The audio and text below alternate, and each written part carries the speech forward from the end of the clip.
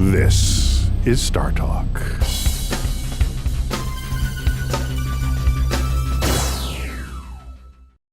Welcome to Star Talk. I'm your host, Neil Degrass Tyson, your personal astrophysicist, and we are right now recording this episode of Star Talk from the Mashable World Headquarters right here in New York City.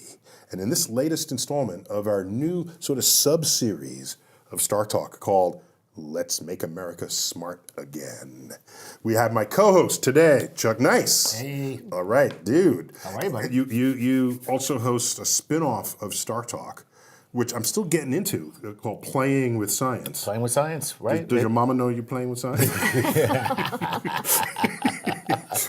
What are you doing down there? What is happening down there, Chuck? I'm playing with science. It's a sports science mashup show where we interview Because athletes. we've had sports guests All the time. on flagship Star Talk, That's and right. had whole followings unto themselves. That's right. So we took that and spun it off, and now does that mean you're not giving me any sport athletes anymore? No. It just means that when we have athletes, you'll come on the show. That's all. No, it's good. It's good to know that this Star Talk. So we're doing that, and we also have science and sports. Science and sport. Yeah. And then for everything, we also have StarTalkAllAccess.com, where we have exclusive original content, like something that you and I did, which, by the way, I'm going to put a clip of that. You filmed that? Yeah, I did. That was good. That was good, right? That was good. Okay. But, and by the way, the thing we did, it's called Have You Touched My Meteorite? You don't remember that? We were in your office? Okay, I'm going to send you the clip of this. He's denying it ever I happened. deny the allegation, and I deny the alligator. I'm going to send you the clip, but you got to put it on Twitter if I send it to you. It's me. We're in your office. Yeah. We're having a conversation, and so this is so funny. In the middle of the conversation, you go, "Wait a minute, have you touched my meteorite?" I said that? Yes, and I went, "No," and then you were like, "Would you like to?" And I was like, "Hell yeah!" I thought you never asked. That's true. I do stash a couple of meteorites in my office. It was very cool. But Doesn't enough everybody? I know, everybody ought to or should.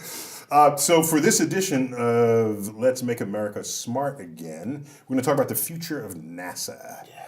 And so we brought in an expert on, I mouth off about NASA, but there are very few experts on this. And we've got one with us, Ellen Stofan. Yeah. Ellen! Hey, In the nice house. to be here. And you're the former chief scientist at NASA. That's correct. That sounds like a badass business card to the. God. Yeah, I'm chief. By the way, I would just walk around all the time to just, hi, yes, double latte, chief scientist at NASA. Oh, when that's your name. Yeah, That's what they write on the side. Right, when they say, Okay. and who is this for? Chief scientist, NASA. Right, okay. So your background is as a planetary geologist. That's correct. Very cool. And so thanks for helping us out. Oh, happy to be here. do this. And so we this is a Cosmic Queries version of Let's Make America Smart Again. Absolutely. And so we're going to just take questions. They've been pre-solicited from our fan base and social media typically. That's Okay. correct. And these are questions about NASA and where it's coming, where it's going. And just to be clear, you're no longer the chief scientist. You've left that post. That's right. I stepped down in December at the end of the administration, and so now I'm trying to figure out what to do next. The man whose name goes unmentioned. Right. The administration. The administration.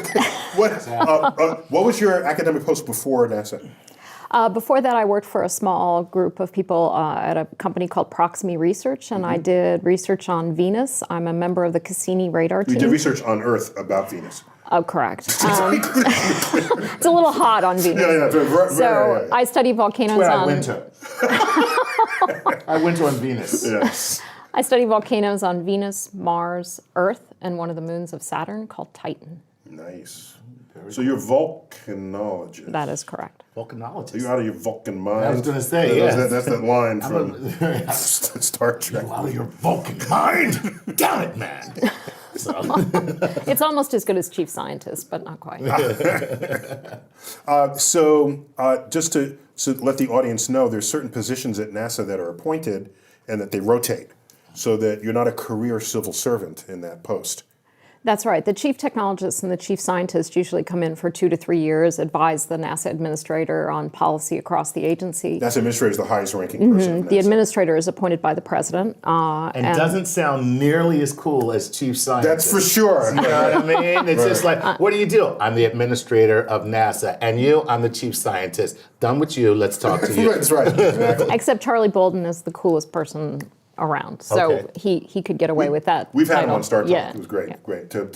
He deployed the Hubble telescope, so we got. That's right. That's right. If you've been in space, you've got stories. Yes, I think you do. that's just Yeah. how it's That's pretty going. cool. That's Yeah, right. yeah, that's pretty cool.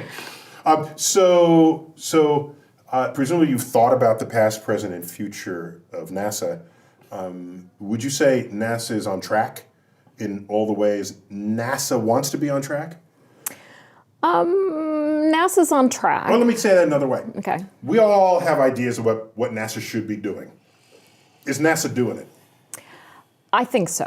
Okay. But there's always a caveat there because NASA's part of the executive branch, it gets its direction from the president, but then Congress ultimately decides on NASA's budget. Mm-hmm. And so there's always this tension between what does the president want, what does Congress want, and does that bear any resemblance towards what's really important to NASA, which is moving humans out beyond Earth, exploring this planet, exploring the solar system, the sun, the universe.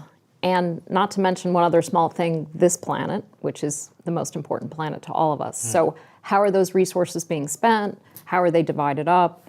And that's the tension. Sometimes it's good tension, but it sounds like generally it's not. Well, no, I think it is in general a good tension because obviously if you look back over the history of NASA, at the time of Apollo, NASA was about 4% of the federal budget. Right now, NASA is about 0.4% of the federal budget, and so that means you have to make choices. NASA still wants to invest in aeronautics. 1/10 the commitment of the country. That's amazing. From back then, right? You know, and so to someone like me, I would say let's go wild and make NASA 0.6% of the federal budget. You know, that would be a huge amount of money. 50% increase. Yeah. Yeah, a huge amount of money for NASA, but really not that much of the federal budget. And to me, NASA's doing a lot of amazing things, and those things actually benefit us every day. I said, let's just go to a penny while we're at it. We're going to raise it from 0.4. Right, just go to 1%, right? yeah, just go 1%. take it up to a penny, Yeah. and we're good. Yeah, we're good to go. Yeah, exactly. We'd have humans on Mars very quickly if that were the case. And you'll be doing the backstroke on Titan's That's methane right. lakes. That's right. Nice, nice. I like every We'd part of be- that except the smell. We'd be finding life around the solar system. We'd be exploring planets around other stars. We'd be making huge advances. And again, for people who say, "Oh, that's a waste of money," Right. those when you push for technology, you benefit our economy. You have spin-offs that affect our lives in amazing ways. So let me ask But you. just to be go clear, ahead, go since ahead. we have so, I think methane is odorless. You know, you're right. They add that odor have to to add the it odor, yeah. so that you Yeah. can smell it. Yeah. Yeah, so the reason why you thought it smelled, Is because be- I dealt it. That's why. That's why I thought I smelled it. You're contributing to global warming. Absolutely. yeah, you smelled it, dealt it. So I think it's hydrogen sulfide has that rotten egg smell. Exactly. Mixed in with the methane. Right. But I would expect nothing less from you. I don't presume, but if I think, I'm not let you get by with saying that you don't want to go doing a backstroke on the methane lakes of Titan Right. because of the smell. That's all I'm saying. No, you're right. And, you know, it just doesn't work as a joke when I say in the odorless methane lakes with the hydrogen sulfide additive. It just doesn't work. Well, it's about 92 degrees Kelvin on Titan, so it'd be a cold swim for you. But my real question is there anything else swimming in those seas besides you? Nice. Right. Well, it will be once I get out of the water. If it's that cold. Okay. All right, what question do you have? All right, Give it let's to me. jump into it. And as we always do, we start with our Patreon patrons' questions because they support us financially. So it's a whole go-to page on our website. Yes. That where you can And it was a little mysterious to me for a long time, Really? Patreon, because I thought, is this just another thing where they're just asking for money? But you actually, they're like No, kickbacks. there are some kickbacks. No, the kickbacks at every level. Absolutely. So you're actually buying access. You're buying access to the program, just like, like for instance, if you were a Russian businessman and you wanted to, I don't know, gain some influence. It's the same type of deal. So, there's two ways to support the show financially. If you're so inclined, one is Patreon, and the other is StarTalkAllAccess.com, where we'll create all kinds of exclusive original content plus everything that we do, and the money goes back into what we do so that we. Well, what it does is we use it to do innovative things that can't otherwise be justified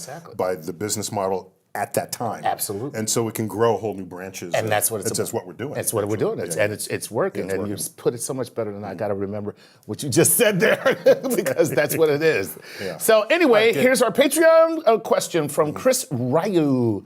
Chris wants to know this. Hey, let's fast forward a decade or even a few and imagine a permanent Mars colony, assuming that NASA was responsible. What changes do you think there would be to the role of NASA globally? Would it perhaps take on a more worldwide role? Would it become maybe WASA? And that's Chris from the Atomic Club, or the Atom Club in Struminster, Newton, United Kingdom. Ooh. Very good. Well, first of all, I think before we actually have a colony on Mars, it's going to be a little bit more than a decade or two, because those first journeys to Mars with humans, which will probably be in the early 2030s for an orbital mission, hopefully down onto the surface soon after that. Soon after, you mean other missions? Yeah. So the mission that first goes into orbit is not going to be the one that lands? I don't think it'll be the one that lands, because that entry, descent, and landing on Mars with humans is so hard because the Mars atmosphere is so thin. So we're hoping to get humans down on the surface by the mid to late 2030s. To really have people there for sustained long periods of time, I think we're maybe 3 or 4 decades away from that. But it's already going to be a worldwide effort. I don't know if I want to call it WASA, but already NASA is actually working. There's 16 space agencies that are working on this. How do we send humans beyond low Earth orbit? Space agencies in different countries. Yeah. So the typical ones people have heard of, maybe the European Space Agency, the Russian Space Agency, the Japanese Space Agency, but we've got space agencies from South Korea, emerging space agencies from Africa who are participating. India as well. Yeah. India. So it already is a global effort. Not only that, I don't think it's just going to be a government effort.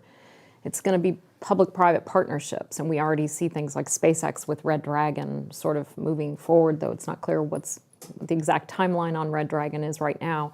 But I think it's going to take kind of everybody participating to actually make it happen. So are you saying that first colony will not be NASA and American tax monies? It'll be a collaboration the way this questioner is asking? I think it will be a collaboration, but I think there will be, I hope America continues to lead. We've always led, but that doesn't mean we can't have partners. And so I hope we continue to lead. I hope there is a U.S. base on Mars eventually. And I think a lot of people do envision it sort of like Antarctica, where there's a U.S. base, a British base. But I'm actually hoping we all live together internationally like we do up on the International Space Station. That's sort of the dream in partnership. I know, I'm hopelessly optimistic. That's good. That's very wishful thinking there. Also, I want to differ with something you just said. Okay. You said we've always led. But I think we only really led after maybe 1968. Oh, good point. Yes. Yeah. Because we weren't the first in space. Yeah. No, they had Soviets Sputnik. led. Yeah. They had the first satellite. They had the first non-human animal. They had the first... Laika. They had the first human. They had the first woman. They had the first black person, a Cuban. They had the first space station. They had first landings on Venus. Yeah, first landings. They actually have the first photo of Earthrise on the moon, which wasn't released till after our photo was. So we were reactive to so much of what Russia did, leaving me to wonder that if Russia never went there, whether we would have ever had a space program in the first place. I think we may have eventually, but it would have come much slower. And so there's an interesting parallel going on with that right now as you see the rise of the Chinese space program. Right. A lot going on in China right now. They're getting ready to put their We space just need to be station kicked in on. the ass. So If that's what it takes to get us to Mars, which reflects back to your first question about is NASA on the right track? We're on the right track to get humans to Mars, that whole plan I talked about, but it could easily go off the rails. And so in my mind, maybe it takes a little incentive by competing with foreign nations to keep us on track. I like that train reference with referencing rockets. It might go off the rails. Right. Which, by the way, if we can get a train to Mars, I'm there. That's a great ride right there. All right, what else you got? All right, here we go. Hey, along the same line, this is Gunnar Kane from Facebook says, do you think NASA will lose significant funding in the near future?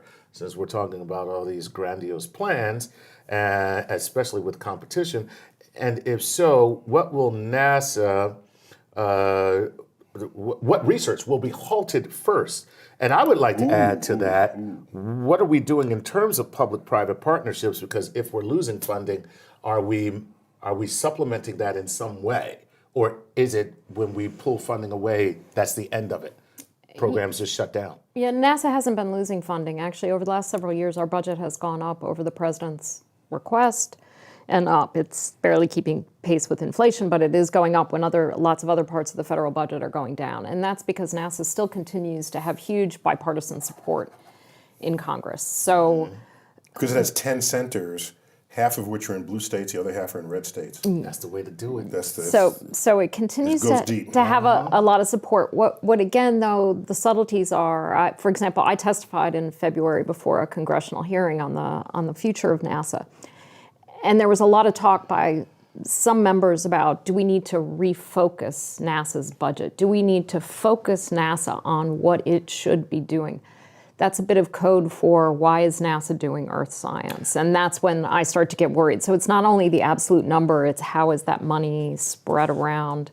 And to me, NASA's Earth science budget is an extremely important part. If we don't measure what's going on this planet, we're not going to understand it. Because Earth, after all, is a planet. It is a planet.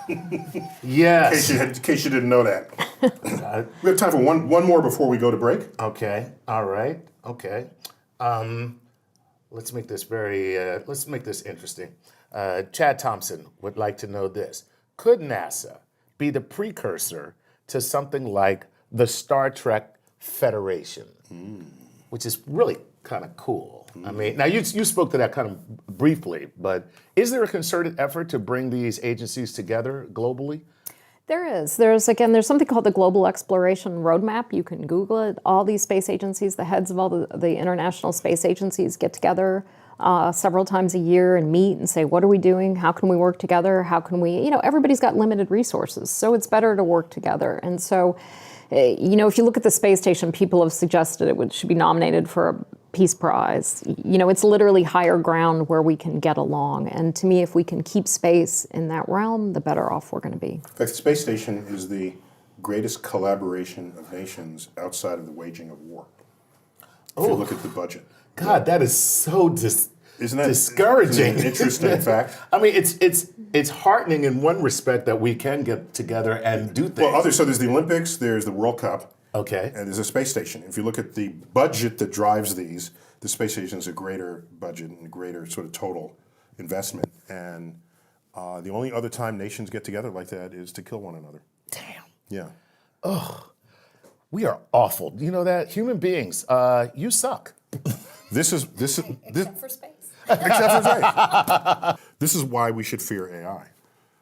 Because when it achieves consciousness, it'll be clear to it that we just have no right to be alive at all. There you go. That'll be its first task. Let me tell you something. I have no intelligence at all, and I still agree with that.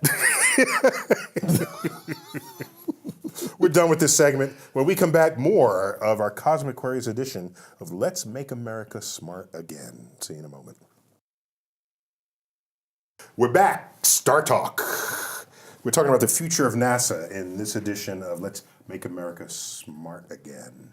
I'm your host, Neil deGrasse Tyson. I've got my co-host, Chuck Nice. Hey. Tweeting at Chuck Nice Comic. Thank you, sir. Yes. All right. And I've got with us, since we're talking about the future of NASA, we got somebody who has just been working for NASA for the last several years in the capacity of chief scientist. I've got Ellen Stoffen here. Ellen, Hey, thanks nice for to coming. be here. Not your first time on Star Talk. Not my first time, but always happy to be here. Excellent, excellent. We love this. And so, Chuck, you've been soliciting queries. Yes, I have, from all over the internet. About the future of NASA. So let's correct. see. And in this, again, our goal here is to imagine a smarter America going forward. Absolutely. So let's see, what do you have here? All right, so Ana Jesus, coming to us from Facebook, would like to know this. What is the main difference between NASA and SpaceX in terms of what they would like to achieve in space exploration in the near and far future? And let me add to that, what is the chief purpose of NASA, or what is NASA's mission statement? Well, I should be able to quote NASA's mission statement from memory, but I can't. But it's basically to understand our world, our solar system, our universe, and to use technology to move humans beyond Earth. That is really, if you want to sum it up, that's NASA's mission: exploration, knowledge. Cool. So SpaceX mission. is a contractor to NASA. NASA has lots of industry partners. SpaceX is one of them. They launch cargo up to the International Space Station. Starting next year, they'll launch crew up to the International Space Station from Florida. So they're one of many contractors. Now, obviously, SpaceX has obviously stated that they want to see humans on Mars. NASA wants to see humans on Mars, so our goals are actually really aligned, and we have a partnership with SpaceX to help them land one of their Dragon capsules on Mars. And I'm excited because they've done a lot of work on entry, descent, and landing that'll hopefully make it able for us to land humans sooner. You said earlier that one of the challenges is that Mars has a thin atmosphere. Could you detail why that's more of a challenge to EDL, entry, descent, land, than on Earth? Our atmosphere is much denser. So if people haven't seen, there's a great video that JPL put together before the Curiosity Jet Propulsion rover, Laboratory. before the Curiosity rover landed, called 7 Minutes of Terror. And it basically takes 7 minutes when you're coming in from a trajectory from Earth to get from the top of the atmosphere to the surface. So you have to slow yourself way, way, way, way down. You've got good speed to get there. Yep. Now you got to eat up that speed somehow. Yeah, and to absorb that speed coming, the atmosphere is just not helping you very much, but it's heating you up, which is bad. So you've got to find some way to slow yourself down. So Curiosity weighed 1 metric ton, and we used a combination of... On Earth. on Earth. Unless that's the mass. Was it a mass of 1,000 kilograms? Yeah, so we used heat shields, parachutes, this bizarre thing called a sky crane to land it on the surface. We estimate for humans you're going to need 20 to 40 metric tons landed on the surface. And the more you can bunch that into single landings, the cheaper it is. So there's issues with that. So how are you going to slow yourself coming down? You're going to have to use something called supersonic retropropulsion, which basically means like it hurts. it does, because you're firing retro rockets while you're going at supersonic speeds, which causes all kinds of turbulence. Everything you're shooting out the back comes back at your spacecraft at supersonic speeds. So it's a crazy thing. SpaceX has actually been working on it. Oh, that's right. So if you're moving supersonically and you try to put retro exhaust in front of you, you overtake the exhaust. Right. Exactly. That's so wild. Yeah, that's wild. Yeah. So wild. it's complicated, to say the least. So You we can't roll just down have the work window to and do. stick your hands out to slow down. No. So, and it's not that it's an insurmountable, oh my gosh, we can't ever send humans to Mars, it's too hard. And it frustrates me sometimes. I'll see commentary of saying, oh, we just need to stick at the moon. Mars is too hard. Mars is not too hard. We can figure it out. Yeah. Just any engineer would froth at the mouth to have the opportunity to solve these problems. Exactly. And again, when you solve tough problems like that, you're stretching technology, you're stretching computational skills. You're patenting. You're you're patenting inventing, stuff. You're spinning off stuff into our economy right here on Earth. Give me another one. All right, here we go. This is Jeff Sosteretz. And Jeff says, Chuck, you have butchered my name too many times. I'd like to clear the record. It's sauce like spaghetti and Tourette's like the syndrome. Sauce Tourette's. Thank you Thank you, Jeff, for phonetically clarifying your name. Here's what he wants to know. What is the average age and education of a NASA employee? Is the demographic getting younger or older over the years? So are we attracting people to NASA? By the way, we all saw the video of the launch and return of the first stage in the SpaceX rocket, and you see mission control for SpaceX. There's nobody there over 30. There's one old fart who's 40 in the corner, just looking around like this. Everybody else who's jumping and hooting and hollering, if they're 35, that skews young, it looks to me. It does skew young. And if you look at our NASA centers, which again, we have 9 NASA centers plus our federally funded research and development center, the Jet Propulsion Laboratory, making 10 around the country. Is that how it rolls? If you're in the loop, If you're in the FFRDC. Exactly. no, you still struggle. You still stress it almost rolled off. You know what I mean? It's hard to get it to roll off. Yeah. But I need to know more about the FFRDC. the average age is about 52 to 56, depending on the center. Now, part of that is because we have people who don't want to leave. You know, they love what they do. They're still productive. We've had scientists who are still, writing significant papers in their 80s. So that does tend to hurt your statistics. On the other hand, I know it was in the 60s, everyone just died at age 60. That was it. Well, it's kind of. So we have people who don't like to retire. They love what they do. Smoking. A lot of smoking and a lot of ham consumption. Ham was a big part of American diet back then. Big part of American diet back then. Every holiday, everything. Everything, yeah. And then when you didn't have ham, you had Spam. I was like, really? But we're healthier I told my now. son that Spam was food. And he said, "What, Daddy? What? Dad, you're eating emails that you don't want? What?" We've also had periods of time where the federal government has hiring freezes on, and NASA downsized when the shuttle program ended. So all of that's combined to make our federal workforce older, and we need more younger people in there. When you have a hiring freeze, but it applies to NASA, it's a brain freeze.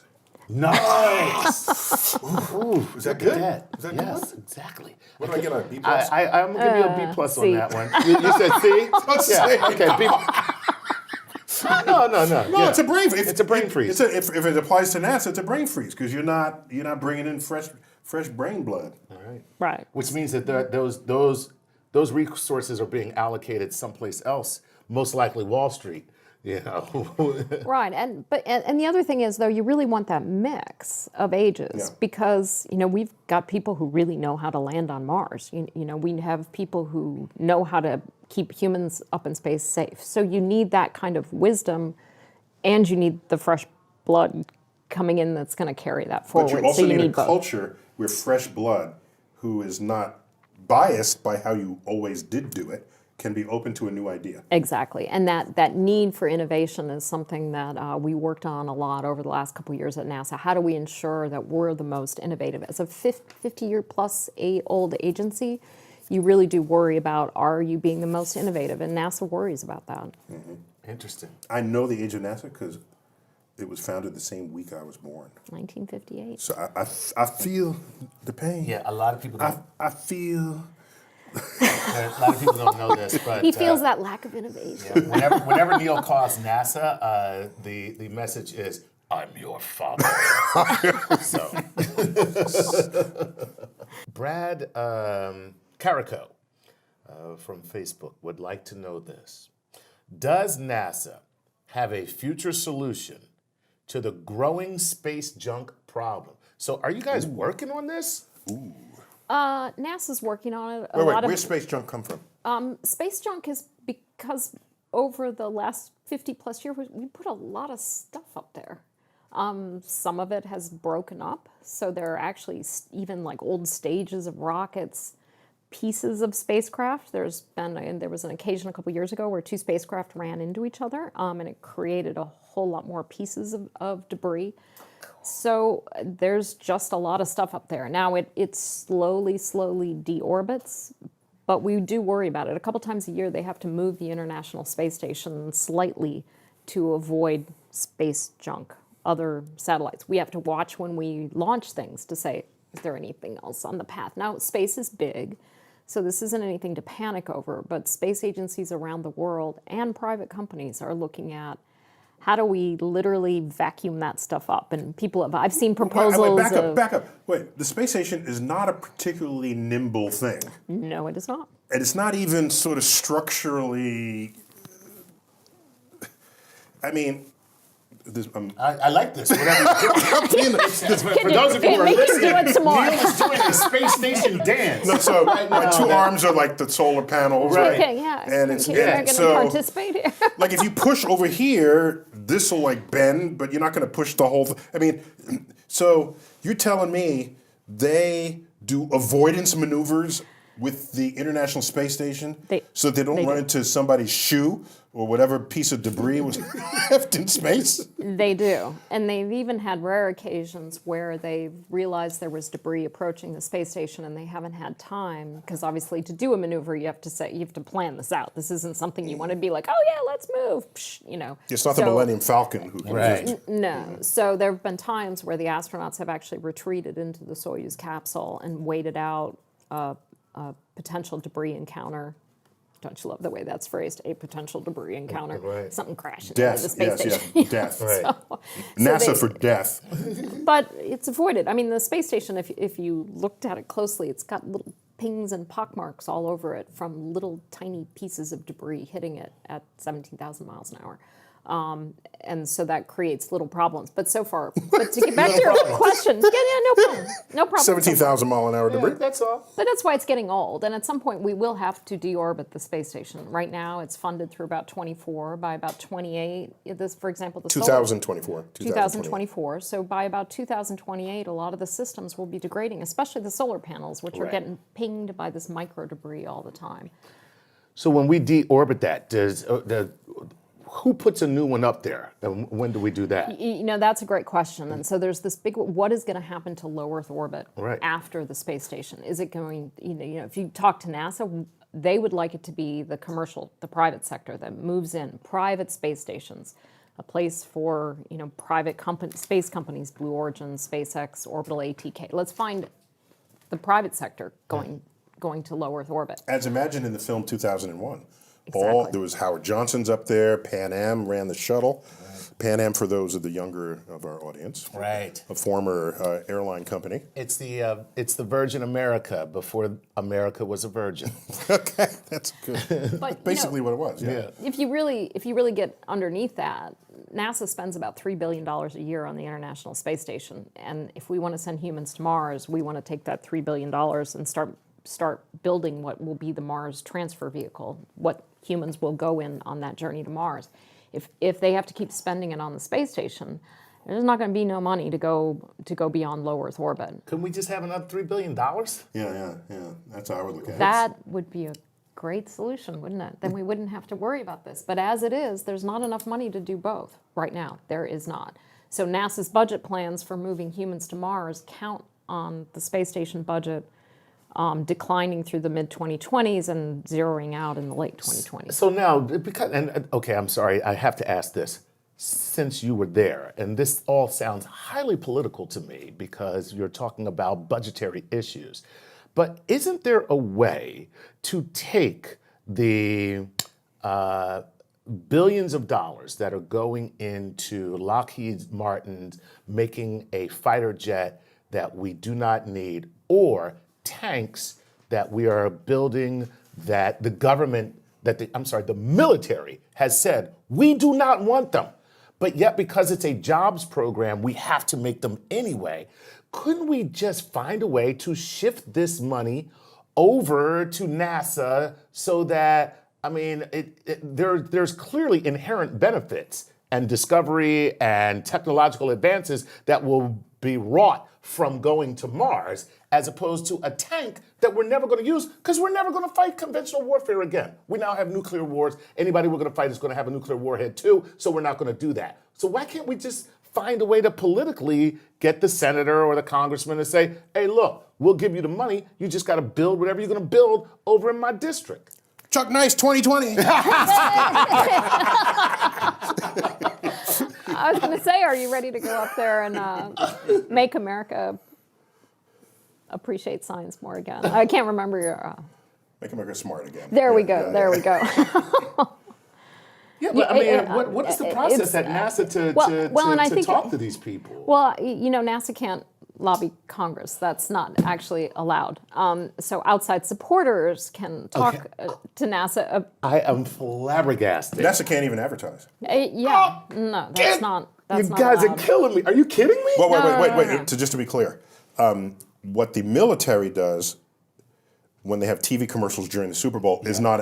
That's not technically marketing. They're recruiting. No. Yeah, they're recruiting. Yeah. Oh. So what happened was when I was on one of my commissions, we were approached by an ad agency that wanted to create sort of public service spots for NASA to recruit. Right. To recruit scientists and engineers in the spirit of the Army, Navy, Air Force, Marines recruiting. Right. And that way you can justify commercial time for it. And there's some of the most beautiful commercials I've ever seen. And it was just the tradition to do that is just not there. And yeah. That is so sad. Mm-hmm. I mean, it's almost as if our government has stacked the deck against what we should be doing. No, but it sounds good the way it is, but imagine that in a limit where it's out of control. Yeah. Because all it says is we taxpayers elect officials who then establish budgets for agencies. The agency can't then market itself. To ask for more budget. To ask for more budget. Okay, that makes sense. Because it's a completely external activity from it. I understand right. that. So that's that why. Makes sense. And while we all feel good that NASA should be able to do it, in the limit, you don't really want that happening. Okay, in I got government. you. That's right. all. No, that makes sense. That's all. Because I don't want the agriculture department doing the same thing. You know what I mean? You want just NASA to do it. Right. I only want NASA to be able to do it. So we got to take a quick break. When we come back, more cosmic queries in the Let's Make America Smart Again edition of Star Talk. We'll be back with Ellen Stoffen, former chief scientist at NASA. Not the lowly scientist, we're talking about chief. The chief. When we return. Welcome back to Star Talk. I'm your host, Neil deGrasse Tyson. I serve as the director of the Hayden Planetarium at the American Museum of Natural History, right here in New York City, if you didn't otherwise know that.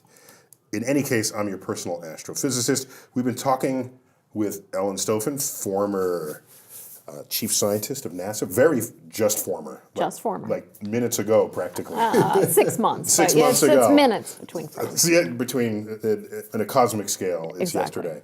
And I got Chuck Nice, of course, doing cosmic queries. Yes. So we're thinking about the future of NASA in this Let's Make America Smart Again edition of Star Talk. So what do you have? All right, so this is L. Eich, I think. L. Eich, okay? All right. Chuck. God. I think these people are making these names up and just sending them in to screw me, man. All right, L. Not everybody can be named Chuck. Yeah. This is true. Monosyllabic and super simple. Chuck. Anyway, who will get to Mars first? Who will get a human to Mars first? That's all they want to know. Is because clearly Earthlings. The Earthlings. That's a great question. Here's the real question. Has it become like a space race? Have we started a space race again? No, I don't think we have. And again, I think people like to have a rhetoric around there being a space race, right. but I don't think there is. So for Mars, again, Mars is hard. It's not easy. It's not impossible, but it's hard. So I think when we get humans to Mars, you're going to see it. You're going to have people from multiple space agencies. You're going to have public-private partnerships involved. Now, you could turn that question around for the moon, and that, I think, is a valid question because there's a lot of talk about human bases on the moon, commercial exploitation of the moon, and whether that happens or not, boy, I'm curious about that. Is it going to be China putting humans on the moon? Is it going to be Russia finally putting humans on the moon? Is it going to be a private company? And I'm leaning towards a private company doing it. And so I think that's a debatable question. Mars, it's going to be an international coalition with hopefully NASA taking the lead. So does it help to, because everybody talks about a moon base, does it help us get to Mars? Is it easier for us to get to Mars from the moon than it is for us to get to Mars from here? So in other words, could the moon be a staging place to launch to go to Mars? It's a great staging place because if you think about it, you're going to need a multiple module vehicle to get to Mars because you want to always have multiple modules in case something goes wrong with one of the modules. You can seal it off and still have a safe place to retreat to. So it's going to be something big that you're going to have to assemble on orbit.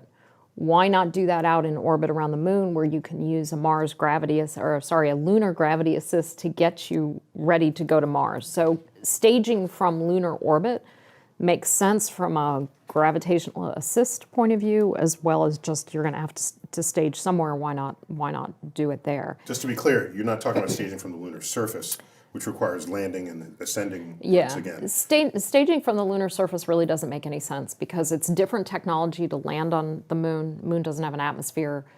So you'd have to develop all these technologies specifically to land on the moon because, frankly, all those things we developed for Apollo are basically gone at this point. We'd have to sort of start all over again. So that's a whole lot of money. Oh, that's hilarious. They closed down the sound stage. Exactly.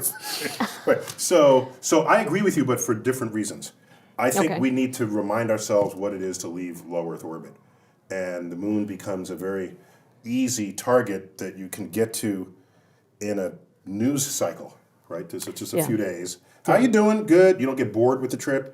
They're there. How you doing? You land in 4 days. You come back for dinner Sunday night.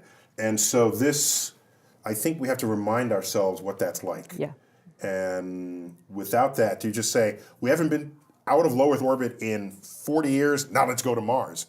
That doesn't sound wise to me. That's all. It's not wise. And it also takes us out into what we call a mixed field radiation environment where we really don't have a lot of experience. You're getting solar radiation from the sun, and you're getting galactic cosmic radiation. And normally shielded when we stay near to the Earth. Exactly. Yeah. Exactly. So to have a couple years out in that mixed field radiation environment where we can do some experiments with tissues, with cells, with model organisms like fruit flies let's make sure we really understand the effects before we send humans all the way to Mars, 8 months exposed to that radiation on the way there, 8 months on the way back. Right, yeah. So that reminds me of a joke by Dick Gregory that he told back in the 60s. Back in the 60s. Hilarious. On the point of what effect does this radiation have on biological tissue? Right. He said when the chimp came back from space, Right. and everyone was cheering, Right. and they said, no, I wasn't cheering because I know that was an actual astronaut they set up. That's pretty funny. And that's what happened when you go into space. Exactly. You come out looking like a chimp. When we first sent things up into space, we had no idea what the effects would be. After all this experience on the space station, we now know, and we've worked on the ISS. People say, what are those astronauts doing up there? They're actually helping us find ways to keep humans healthy for that journey to Mars, the journey back to Mars. But the one thing we still have a lot of worries about is this radiation issue. And it's not something we can't work with, but we still need to know more about it. Right, yeah. And to the people who say, oh, we will never go to Mars because of the radiation, all I'm going to say is Mars is not as big of a challenge to us today as the moon was in 1960. Exactly. Wow. Right. Think about that. Yeah. Yeah. That's true, because we went to the moon basically with the computing power of a Texas Instrument calculator. No less than that even. Really? Yeah. Yeah, I was less making than a that. joke. Yeah. No. I was for real? I think it's like a singing greeting card or something. You're kidding Yeah, me. it's pretty. No, someone was saying the other day, this flipped me out, that the Voyager spacecraft has about as much computer smarts as something in your pocket, your car key. No. Because everyone instantly thinks your cell phone. Your cell phone, Yeah, right? yeah, But it's your car key. You're kidding me. The key fob of your car. Oh my God. Yeah. Oh man, now that is fascinating. That is mind blowing right Yeah. there. All right, here's John Cates from Facebook. Thank you, John, for having a simple name. He's just helping you out. Exactly right. I'm sure He it's changed his name just for He you. changed it just for me. John wants to know this: does NASA have any space capable drones? space-capable drones. These would be drone rockets, I guess. Drone 'cause rockets. all drones we know All- of require air for buoyancy. Right, and all our spacecraft are robotically controlled. So there were drones they're all anyway. kind of drones anyway. Good Most answer. of what we do is robotically, remotely controlled. So pretty much all of NASA is space-capable drones. So drone is everyone else's first encounter with a remote-controlled autonomous thing. Now, what he may be asking about, and I'm going to make his question into maybe not the question he wanted, was the Jet Propulsion Laboratory is working on a helicopter for Mars that you can think of as being like a drone that would fly here on Earth. And a group from the Applied Physics Lab has proposed to one of the NASA mission programs to send basically a quadcopter to Titan, Saturn's moon. So people have been proposing to use drone-like, what we would think of for drones here in Earth's atmospheres, to go explore planets with atmospheres. Yeah, but if you send a remote-controlled helicopter to Mars, first it would need really big rotor blades because the atmosphere is so thin. But now you want to remote control it. You got issues. What are the issues? The big issue is there's about a 20, it depends on how far away Earth and Mars are, but you have an inherent, relative to each other, but we have an inherent up to kind of 20-minute to a half-hour one-way trip time for a command. Right. So you send Speed a of light command. delay. Yeah, it's just nothing can be done about it. I have audiences all the time saying, "Can you fix that?" No, and then they'll say, "No, really, can't you fix that?" Right. No, it's called the speed of light. No, I can't fix that. It's not just a good idea. It's the law. It's the law. Exactly. Right. Can't fix that. So you have to have basically computer program sequences to command it. There's no real-time joysticking. And this is where AI comes into play. Exactly. Because you would have to equip the drone with the capability of recognizing terrain and situations and then be capable of making decisions on its own. Exactly. AI gets to Mars and you say, do you need my help? No, we got this. Yeah, exactly. Exactly. Right. Yeah, because they're I'm good, really. I'm good. We good. Right, we good. We good. So think of it for humans, because now all of a sudden, Houston, we have a problem, and you're going to wait 20 minutes, and you'll hear back, what? Or can you clarify? There's none of that. Right. So you really do need AI. You need friendly HAL, It'd be as I twice call 20 it. minutes, right? Yeah. So yeah. It's 20 minutes there, 20 minutes. So it's a 45 minute. So basically, AI is Houston. We had a problem, but it's all taken care of. Yeah, we solved it. Exactly. And just think of that, though, on the other side for human mental health. You haven't seen your family in 7 months, and you call your spouse and you say, "Honey, how are you doing?" And 20 minutes later you hear, 40 minutes later you hear, "What?" Oh no, that's my marriage right now. What you talking about? I ain't got to wait to go to Mars. That's called my household every morning. So there's no witty repartee when you're They're traveling not to the depths of space. ignoring you. They're just focused on something else. And there is nothing very right. And like you say, that's the speed of light. So there is no subspace communication. That's why people ask you, can you fix it? They're all Star Trek fans like myself, and they want to know, how do I get subspace communications where I can talk to somebody in real time across a galaxy? There's no episode of Star Trek where there's a time delay between communication. Exactly. No, there's not. Right. Okay. Yeah, that always makes me We've got time for one more question. Okay. All right. With all the buzz about Mars, because we've been talking about it, Europa and Enceladus, does NASA have any interest in looking towards the inner planets like Mercury or Venus? And I know you used to study Venus. Oh man, yeah. Dr. Funky Spoon and I are old Venus Funky pals. Spoon, one of our Star Talk All-Stars. So Venus is the Earth gone bad. A lot of the times we refer to it as the Earth's evil twin. Nice. So made of about the same material. What's wrong with you? I just fell in love with Venus. It's like Venus is the Earth gone bad. You stay away from Venus. But I love Venus. I can't stay away. You can't stay away. You sound like David. So the problem is, here you've got this planet that, again, started out in about the same place in the solar system, made of the same stuff. It's like you put 2 chocolate cake mixes in the oven, and one came out chocolate and one came out lemon in the end. Now, this is important because you could say, well, who cares that Venus went down this alternate path where it's 900 degrees Fahrenheit on the surface, there's a runaway greenhouse. Well, we're starting, in the last couple of years, we found over 3,000 planets around other stars with our Kepler Space Telescope. And what we're looking for is Earth 2.0, this habitable planet around another star. So this makes us even more curious about Venus. You had kind of multiple chances in our solar system at habitable planets. only the Earth was able to maintain long-term habitability. Venus might have had an early ocean, lost it.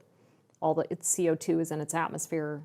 It has a runaway greenhouse. Why? How hard is it to make Earth 2.0? Venus can help us figure that out. Oh man, that's pretty damn cool, I gotta say. God. Venus is way cool. It's the ignored planet of our solar system. I love me some Venus. It's beautiful in the evening and morning sky. It is. Jason de Guzman wants to know this. What NASA project that is canceled that you wish would be revived? Damn good question, nice Jason. Easy. My Titan boat proposal, I proposed to send a floating probe to a sea at the North Pole of one of Saturn's moons to find out, is there anything living in that alien sea? Someday it will fly. This is an ocean of liquid methane. Exactly. Methane, the gas that comes out of a household stove. Okay. And if you say so. comes out of other places. Other places. We'll go with stove. We'll go with stove. Go with stove. In the suburbs, it might be propane, but typically in cities, it's methane. Okay. The simplest of the hydrocarbons, if I remember correctly. CH4. Mm-hmm. CH4. And it's got an H in 4 directions. It's a beautiful molecule, actually. Only you would say. Only see this is when I know I am hanging with Neil deGrasse Tyson. Now that's a beautiful molecule, I must say. Then he turns the magazine long ways and pulls down another panel, and it's like, oh, look at that CH4. Oh yeah. So, but it's normally, it's gaseous in our lives, but if you drop the temperature, you liquefy it. Exactly.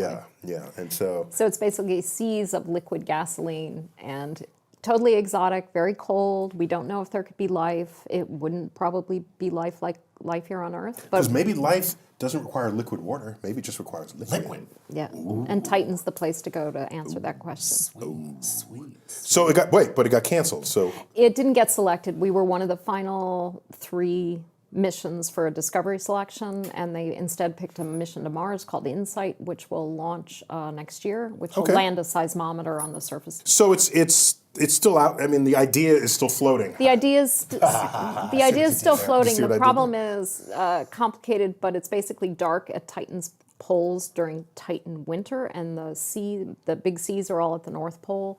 It'll be dark at the North Pole from about the mid-2020s to the early 2030s, so there's no point in going in the dark. So you lost your window. We lost our window. Yeah. Okay. All right. Oh well.